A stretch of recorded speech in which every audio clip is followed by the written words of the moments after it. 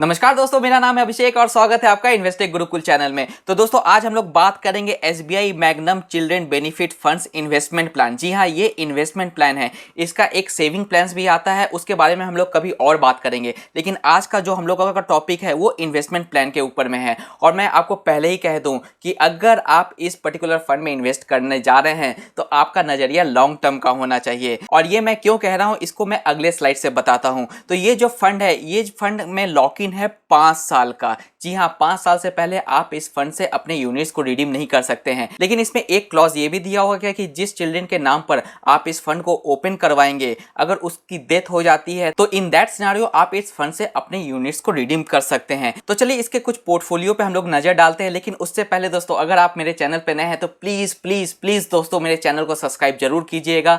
और अगर आपको इसी तरीके के इंफॉर्मेशन और एजुकेशनल वीडियोस चाहिए तो प्लीज इस वीडियो को एक बार लाइक जरूर कीजिएगा, क्योंकि दोस्तों रिसेंट डेज में यूट्यूब पे अब व्यूज आने बिल्कुल कम हो चुके हैं। अगर आप वीडियो लाइक नहीं करेंगे तो ये वीडियो किसी और को रिकमेंडेशन में नहीं जाएगा। इसलिए प्लीज आप मेरी हेल्प करें, मेरी टीम की हेल्प करें, इस वीडियो को जरूर लाइक करें। और अगर आप इस चैनल पे नए हैं तो प्लीज मेरे चैनल को सब्सक्राइब जरूर करें। तो चलिए SBI Magnum children benefit fund investment plan के कुछ बेसिक डिटेल्स पे ध्यान देते हैं। तो ये एसेट एलोकेशन इनका जो भी है इस फंड का, ये एक तरीके का मल्टी एसेट एलोकेशन फंड है। जैसे कि इसका जो इन्वेस्टमेंट है वो इक्विटी में भी होगा, इसका इन्वेस्टमेंट डेट में भी होगा, इसका इन्वेस्टमेंट रियल एस्टेट में भी होगा और गोल्ड में भी होगा। और इनका जो लिमिट्स दिया गया है, तो इक्विटी में मिनिमम ये 65% का इन्वेस्टमेंट करेंगे और मैक्सिमम 100% का। उसके बाद में डेट में मैक्सिमम ये 35% का, रियल एस्टेट में अप्रॉक्स इनका 10% का मैक्सिमम इन्वेस्टमेंट रहेगा और गोल्ड में अप्रॉक्स ये 20% का इन्वेस्टमेंट करने का इन्होंने प्लान किया है। तो ये एक बहुत ही तरीके का मल्टी एसेट एलोकेटर फंड है। तो अगर इनके प्रेजेंट पोर्टफोलियो पे हम लोग नजर दें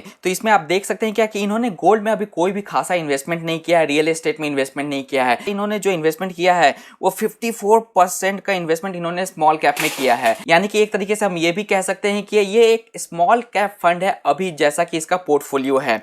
और इन्होंने लार्ज कैप में सिर्फ 18% का इन्वेस्टमेंट किया है, मिड कैप में 6.85% का इन्वेस्टमेंट किया है। वहीं इनके पास में अप्रॉक्स 18 to 20% का कैश है, जो कि बहुत बड़ा अमाउंट है अभी के समय में। तो हम ये समझ सकते हैं कि इस कैश को जब ये रिड्यूस करेंगे, यानी कि अंडर 5% लेके आएंगे, तो वो जो 12-13% है वो बाकी सारे एसेट्स में वो अपना डिस्ट्रीब्यूट करेंगे। और आने वाले समय में हम ये भी देख सकते हैं क्या कि इनका जो 54% का एलोकेशन है स्मॉल कैप में, तो इसको भी ये रिड्यूस कर सकते हैं, अप्रॉक्स 40% तक ले जा सकते हैं। तो इसके कुछ इन्वेस्टमेंट डिटेल्स पे ध्यान दें तो इन्होंने कंज्यूमर गुड्स में बहुत ही ज़्यादा इन्वेस्टमेंट किया है। अप्रॉक्स 22% का इन्होंने इन्वेस्टमेंट कंज्यूमर गुड्स में किया है। और कंज्यूमर गुड्स में आप जब भी इन्वेस्टमेंट करते हैं तब आप लॉन्ग टर्म पर्सपेक्टिव देखते हैं। इसमें एफएमसीजी प्रोडक्ट्स आ जाते हैं, बहुत सारे प्रोडक्ट्स आ जाते हैं कंज्यूमर गुड्स के अंदर में।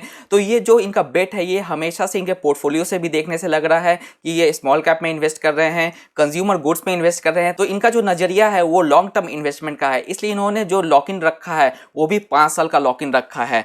फाइनेंशियल सर्विसेज में भी इनका 16% का इन्वेस्टमेंट है। इंडस्ट्रियल मैन्युफैक्चरिंग दोस्तों, इसमें भी इनका 10% का इन्वेस्टमेंट है। और जहां तक हम देख सकते हैं क्या कि आईटी वगैरह में इनका कोई भी इन्वेस्टमेंट नहीं है।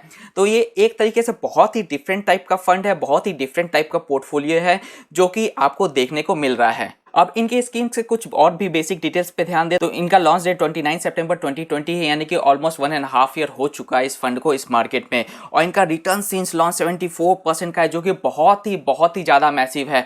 और ये जो रिटर्न है ये बेसिकली इनका जो स्मॉल कैप का इन्वेस्टमेंट है उससे निकल करके आ रहा है। तो फ्यूचर में अगर ये स्मॉल कैप में एक्सपोजर गिराते भी हैं और अगर बाकी के सेक्टर्स में ये अपना एक्सपोजर बढ़ाते हैं तो हो सकता है क्या कि ये जो रिटर्न है आपको फ्यूचर में देखने को ना मिले। लेकिन हाँ, अभी ये जो 74% का इन्होंने जो रिटर्न निकाल करके दिया है पिछले 1.5 ईयर में, ये काफी काबिले तारीफ है। और इसका सारा श्रेय इसके स्मॉल कैप के स्टॉक्स को जाना चाहिए। इसका जो बेंचमार्क है वो क्रेजिल हाइब्रिड 35+65, यानी कि 65% का जो इन्वेस्टमेंट है वो इक्विटी में जाएगा और 35% का इन्वेस्टमेंट इनका डेट में जाएगा। इसका एसेट अंडर मैनेजमेंट अभी थोड़ा सा कम है, यानी कि 460 करोड़ का है, क्योंकि ये फंड काफी नया है। लेकिन इसका एक्सपेंस रेशियो थोड़ा सा ज्यादा है, 1.22% का है। लेकिन आगे आने वाले समय में जैसे जैसे इस फंड का एसेट अंडर मैनेजमेंट बढ़ेगा, इनका एक्सपोजर एक्सपोजर बढ़ेगा तो इनका एक्सपेंस रेशियो 1 से नीचे आराम से आ जाएगा। और इनके फंड मैनेजर की बात करें तो इनका जो इक्विटी पोर्शन है वो हैंडल करेंगे आर श्रीनिवासन सर, जो कि बहुत ही ज़्यादा एक्सपीरियंस है, मेरे one of the favourite fund manager हैं। और इनका टोटल एक्सपीरियंस इस मार्केट में 26 ईयर्स का है। वहीं पे इनका जो डेट इन्वेस्टमेंट है वो दिनेश आहूजा मैनेज करेंगे। अप्रॉक्स 20 ईयर्स का एक्सपीरियंस है इनका डेट इंस्ट्रूमेंट्स में इन्वेस्टमेंट करने का, यानी कि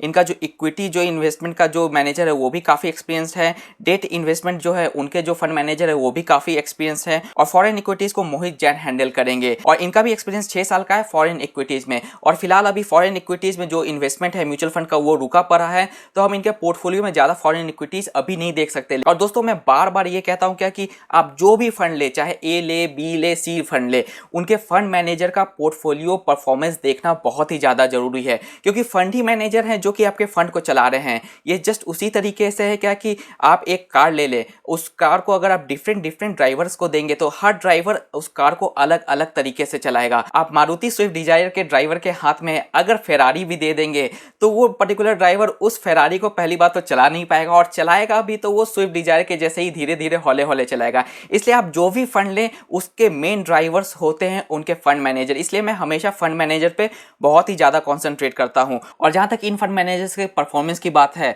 तो आर श्रीनिवासन सर के अंडर में 3 अभी जो मेजर फंड्स हैं वो आते हैं। सबसे पहला है SBI फोकस, जो कि बहुत ही ज़्यादा फेमस फंड है। पिछले 1 साल में इसने 23% का रिटर्न दिया है, 3 साल में 18% का रिटर्न दिया, 5 साल में 17% का इसने रिटर्न निकाल के दिया है। दूसरा फंड है इनके अंडर में आता है वो SBI स्मॉल कैप फंड। और SBI स्मॉल कैप के बारे में मैं कुछ भी नहीं बताऊंगा, क्योंकि पूरे देश को पता है कि SBI स्मॉल कैप फंड कितना अच्छा फंड है।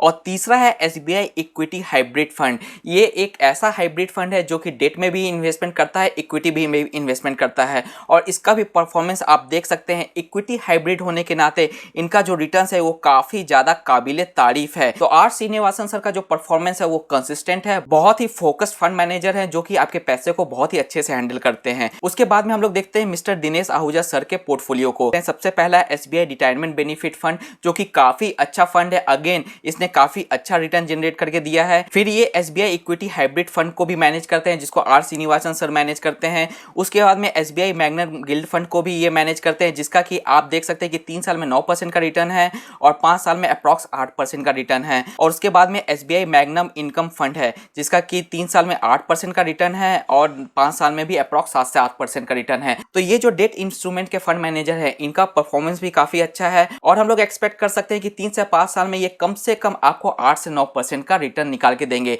यानी कि जो डेट का रिटर्न है 8 से 9% का, वो तो आपको कंफर्म मिलना है। उसके बाद में आर श्रीनिवासन सर जो इक्विटी से आपको रिटर्न निकाल के देंगे वो प्लस पॉइंट होगा। यानी कि ये 8 से 9% का जो रिटर्न है ये आपके रिटर्न का एक कुशन है, कुशन प्रोवाइड करेगा कि इतना रिटर्न तो आपको मिलना ही है। और उसके बाद में जो भी इक्विटी से रिटर्न आएगा तो ऑलमोस्ट आप समझ सकते हैं कि इससे 18 से 20% का टोटल रिटर्न्स आपको एक्सपेक्ट कर सकते हैं। और क्योंकि ये फंड मैनेजर दूसरे फंड्स को भी मैनेज करते हैं तो उस फंड से हमें पोर्टफोलियो ओवरलैप भी एक बार जरूर चेक करना चाहिए। कहीं ऐसा ना हो क्या कि हम लोग SBI magnum children benefit fund investment plan में इन्वेस्टमेंट भी करें और दूसरे फंड से इनका ओवरलैप भी हो, तो हमें यहाँ पे इन्वेस्टमेंट करने से कोई फायदा नहीं होगा। तो इनके फंड ओवरलैप को अगर हम चेक करें तो चिल्ड्रन बेनिफिट फंड का जो फंड ओवरलैप है फोकस इक्विटी के साथ में वो सिर्फ और सिर्फ 6% का है, जो कि काफी काबिले तारीफ है। उसके बाद में अगर हम SBI इक्विटी हाइब्रिड फंड से इसका ओवरलैप देखें तो ये 18% का है, जो कि काफी अच्छा है। यानी कि अगेन ये जो चिल्ड्रन बेनिफिट फंड है इसका जो पोर्टफोलियो है बाकी के फंड के पोर्टफोलियो से मैच नहीं खा रहा है।